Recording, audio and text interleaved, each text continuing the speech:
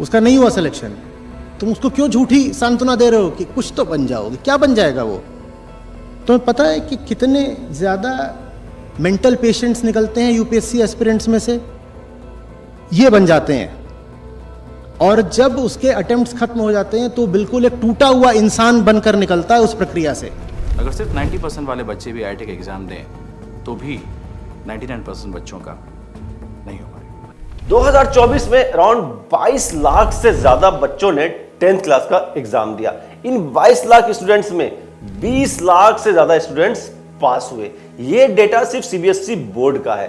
अगर भारत के सारे बोर्ड्स और सारे स्टेट्स के डेटा पर नजर डालें तो पता चलता है कि साल 2024 में पूरे भारत में अराउंड 39 लाख से ज्यादा बच्चों ने 10th क्लास का एग्जाम दिया है।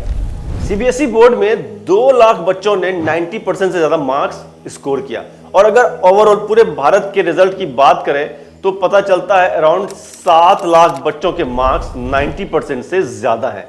यानी सिर्फ 2024 में ही देश में 7 लाख बच्चे ऐसे हैं जिन्होंने 10th क्लास में 90% से ज्यादा मार्क्स स्कोर किया है। पूरे भारत में 7 लाख से ज़्यादा बच्चों के 10th में 90% से ऊपर नंबर आते हैं। अगर सीबीएसई में 2 लाख से ऊपर। और आईआईटी में सीट्स कितनी हैं? हमारे देश में अराउंड 700 मेडिकल कॉलेजेस हैं जिनमें 1,08,000 एमबीबीएस की सीट्स हैं, और अगर इंजीनियरिंग की बात की जाए तो देश भर के सारे आईआईटीज में टोटल 17,760 इंजीनियरिंग की सीट्स अवेलेबल है। एक तरफ आईआईटी और मेडिकल कॉलेजेस में इतनी कम सीट्स हैं, और दूसरी तरफ हर साल लाखों स्टूडेंट्स 10th और 12th का एग्जाम पास कर रहे हैं। इस गैप की वजह से 90% से ज्यादा बच्चों का सिलेक्शन एमबीबीएस और आईआईटी में नहीं हो पाता, और इसी गैप का फायदा उठाकर सिलेक्शन का झूठा सपना दिखाकर हजारों कोचिंग इंस्टीट्यूट्स हमारे देश में इन स्टूडेंट्स से लाखों की फीस वसूल करके अपना बिजनेस चला रहे हैं। भारत में कोचिंग इंस्टीट्यूट जो पहले स्टूडेंट्स के लिए सिर्फ एक चॉइस की तरह हुआ करते थे, अब वो धीरे धीरे स्टूडेंट्स की लाइफस्टाइल का हिस्सा बन गए हैं। भारत में कोचिंग जो पहले सिर्फ बच्चों की मदद के लिए और उनकी सहायता के लिए और अच्छे से पढ़ाई करवाने के लिए हुआ करते थे, वो आज एक फुल एस्टेब्लिश बिजनेस बन गया है। आकाश, दृष्टि, एलएन और कई ढेर सारे कोचिंग इंस्टीट्यूट्स में हर साल 25 से 30 लाख स्टूडेंट्स नीट और आईआईटी जैसे कॉम्पिटिटिव एग्जाम्स में अपियर होने के लिए एडमिशन लेते हैं। इंडिया के हर स्टेट से अराउंड 2 लाख स्टूडेंट तो सिर्फ कोटा जाते हैं कोचिंग में एडमिशन लेने के लिए। वहीं दूसरी तरफ अगर हम बात करें यूपीएससी, एसएससी जैसे गवर्नमेंट एग्जाम्स की, तो उसमें भी लाखों स्टूडेंट्स कोचिंग सेंटर में एडमिशन लेते हुए आपको दिख जाएंगे। लेकिन ऐसा क्यों है कि लाखों की फीस देने के बाद भी स्टूडेंट्स की हेल्प करने की बजाय ये कोचिंग इंस्टीट्यूट्स स्टूडेंट्स के स्ट्रेस की वजह बनते जा रहे हैं? द टाइम्स ऑफ इंडिया के अकॉर्डिंग हमारे देश में 7 करोड़ से भी ज्यादा बच्चे ट्यूशन पे डिपेंडेंट है। 7 करोड़ ये एक काफी बड़ा नंबर है, और इस नंबर से ही साफ साफ पता चल जाता है कि हमारे देश में स्टूडेंट्स किस हद तक कोचिंग इंस्टीट्यूट्स पे डिपेंडेंट होते जा रहे हैं। एक डेटा के मुताबिक साल 2021 में भारत में स्कूली पढ़ाई करने वाले सभी स्टूडेंट्स में से लगभग 40% स्टूडेंट्स ही स्कूल के बाद ट्यूशन क्लासेस में पढ़ाई करते थे, और आज ये हालात है कि भारत में 83% high school students tuition classes में पढ़ाई करते हैं। तो चलिए आज हम पता लगाते हैं कि किस तरह हमारे देश में ये कोचिंग इंस्टीट्यूट्स अपना रोल निभा रहे हैं, और कैसे ये इंस्टीट्यूट्स पैसे कमाने की मशीन बनते जा रहे हैं। कोचिंग इंस्टीट्यूट्स सुनने में ये वर्ड भले ही बहुत रेस्पेक्टेड लगता हो, लेकिन इसकी चमक धमक के पीछे एक ऐसा घिनौना सच है जो आपको सोचने पर मजबूर कर देगा कि किस तरह ये स्टूडेंट्स के सपनों और उम्मीदों का सहारा लेकर उनको बेवकूफ बनाते हैं। आज कोचिंग इंस्टीट्यूट्स का सारा फोकस स्टूडेंट्स के एजुकेशनल वेलबींग से ज्यादा अपने फाइनेंशियल प्रॉफिट्स पर होता है। ये इंस्टीट्यूट्स बच्चों का जमकर शोषण करते हैं और फीस के नाम पर उनसे लाखों रुपए वसूलते हैं। 358,000 करोड़ का बिजनेस बन चुका है, और ऐसा माना जा रहा है कि 2028 तक ये बढ़कर 1,33,000 करोड़ तक पहुंच जाएगा। अब आप इसी से अंदाजा लगा सकते हो कि कोचिंग इंडस्ट्री किस तेजी से ग्रो कर रहा है, किस तेजी से बढ़ रहा है, और कितना ज्यादा पैसा इन्वॉल्व है इस बिजनेस में। भारत में कोचिंग इंस्टीट्यूट बिजनेस का मार्केटिंग रेवेन्यू 58,000 करोड़ रुपए तक पहुंच गया है, और अनुमान है कि 2028 तक ये संख्या 1,33,000 करोड़ रुपए तक पहुंच सकती है।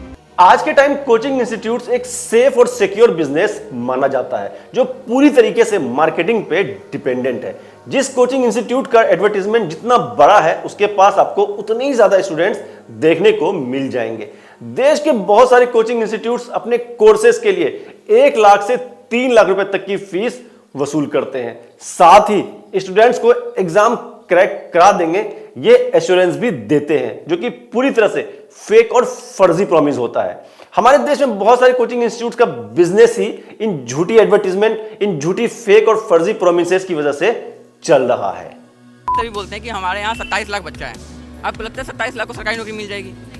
इन कोचिंग इंस्टीट्यूट्स को लेकर अक्सर हमारे दिमाग में एक सवाल आता है कि आखिर क्यों पेरेंट्स और स्टूडेंट्स इतनी ज्यादा फीस देकर भी कोचिंग क्लासेस को प्रीफर कर रहे हैं। दोस्तों, एक बहुत ही पॉपुलर सी लाइन है जो हम बचपन से सुनते आए हैं, जो दिखता है वही बिकता है। इस स्ट्रेटजी को ही फॉलो करके ये कोचिंग वाले स्टूडेंट्स और पेरेंट्स के दिमाग को इतना ज्यादा मैनिपुलेट कर देते हैं कि उनको ऐसा लगता है कि यही वो इंस्टीट्यूट है जो हर हाल में हमारे बच्चे को डॉक्टर और इंजीनियर या आईएएस बना सकता है। कोचिंग इंस्टीट्यूट्स बिल बोर्ड और टॉपर्स के रैंक और इमेजेस को दिखा दिखाकर पेरेंट्स और स्टूडेंट्स के दिमाग को इतना इजीली मैनिपुलेट कर देते हैं कि वो झांसे में आकर उस इंस्टीट्यूट में जाकर एडमिशन ले लेते हैं। सिर्फ मॉक इंटरव्यू के आया हुआ लड़का उनके यहाँ पढ़ा हुआ घोषित हो जाता है। आपने विजिट केवल कर दिया ना, रजिस्टर पे नाम दर्ज कर दिया, अब कल गए सिलेक्ट हो गए, आपका पूरा डेटा निकाल के वो घोषित कर देंगे। जितने बच्चे परीक्षा में पास नहीं होते हैं उससे ज्यादा लोगों का फोटो आप लोग लगा देते हैं। दोस्तों, अगर आप ध्यान दोगे तो आपको पता चलेगा कि कैसे ये कोचिंग इंस्टीट्यूट्स हमारे देश की खोखली एजुकेशन सिस्टम का फायदा उठाकर धीरे धीरे स्कूल्स को रिप्लेस करते जा रहे हैं। ये हमारे देश की एजुकेशन सिस्टम का फेल्योर है। जो एजुकेशन हमारे देश के बच्चों को स्कूल्स में मिलना चाहिए था, वो काम धीरे धीरे ढेर सारा पैसा लेकर ये कोचिंग इंस्टीट्यूट्स कर रहे हैं आज के टाइम हमारे देश में। भारत में एक बच्चे को पैदा होते ही एक ठप्पा मिल जाता है कि वो एक डॉक्टर बनेगा या इंजीनियर, या फिर वो आईएएस की प्रिपरेशन करेगा या कोई और गवर्नमेंट जॉब करेगा। पेरेंट्स अपने समय में जो कुछ भी नहीं कर पाए वो ये सोचते हैं कि उनका वो 20 साल 30 साल पुराना अधूरा सपना उनकी औलाद पूरा करेगी, और यहीं से पेरेंट्स अपने बच्चों को एक रोबोट की तरह काम करवाना शुरू कर देते हैं। बच्चा कौन से स्कूल में जाएगा, कौन सा विषय पढ़ेगा और कितने नंबर लाएगा, कितनी देर तक पढ़ेगा और फिर क्या बनेगा, यह सब कुछ भारत में बच्चों की जगह उनके पेरेंट्स डिसाइड करते हैं। आज स्कूल्स में प्रैक्टिकल असेसमेंट्स पर कम ध्यान दिया जाता है और रेटिफिकेशन पर ज्यादा। जो ज्यादा रट लेगा उसके ज्यादा मार्क्स आ जाएंगे। एजुकेशन अब सोशल वर्क नहीं बल्कि एक प्रॉपर बिजनेस बन चुका है। जबकि कुछ साल पहले तक स्टूडेंट्स के लिए कोचिंग और ट्यूशन सेकेंडरी ऑप्शन हुआ करता था, लेकिन आज के टाइम कोचिंग क्लासेस हमारे लिए प्राइमरी बन चुका है और स्कूल का एजुकेशन हमारे लिए सेकेंडरी बन चुका है। बात तो सही है। भारत में कोचिंग इंस्टीट्यूट्स की बढ़ती संख्या ने एजुकेशन सिस्टम और सोसाइटी पर गहरा प्रभाव डाला है।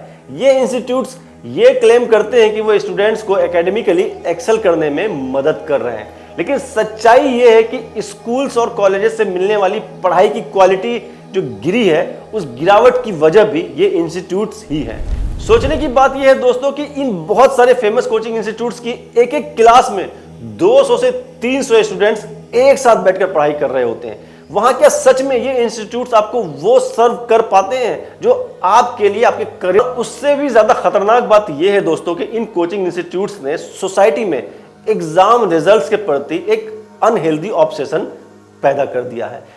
इन कोचिंग इंस्टीट्यूट्स द्वारा बढ़ावा दिए गए इंटेंस कंपटीशन ने पेरेंट्स, स्टूडेंट्स और एजुकेशनल इंस्टीट्यूट्स को ग्रेड्स को सबसे ऊपर रखने पर मजबूर कर दिया है। और अब इन सब की वजह से स्टूडेंट्स के होलिस्टिक डेवलपमेंट और क्रिटिकल थिंकिंग को छोड़कर लोगों का सारा फोकस एग्जाम ओरिएंटेड प्रिपरेशन पर बनकर रह गया है।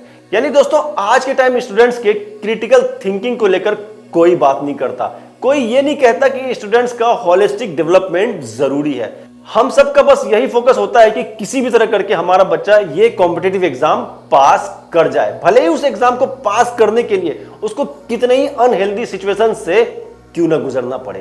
भारत में बहुत ही कम कोचिंग इंस्टीट्यूट हैं जहां पर स्टूडेंट्स को पढ़ने और रहने लायक अच्छा इंफ्रास्ट्रक्चर, अच्छी सुविधाएं और अच्छा माहौल मिलता है। आज अगर आप देखें तो इंस्टीट्यूट एक दम घोटू कंसंट्रेशन कैंप्स की तरह बन गए हैं, जहां हर 2-3 सप्ताह में 1 या 2 स्टूडेंट्स परेशान होकर के सुसाइड कर लेते हैं। एनसीआरबी की रिपोर्ट से पता चलता है कि लगभग हर साल 2500 स्टूडेंट्स एग्जाम रिलेटेड स्ट्रेस के कारण सुसाइड कर लेते हैं। वहीं दूसरी तरफ इन कंपटीशन में फेलियर और अनसर्टेनिटी की वजह से काफी सारे स्टूडेंट्स डिप्रेशन, एंजाइटी और इंसोम्निया जैसे मेंटल हेल्थ का शिकार भी हो जाते हैं।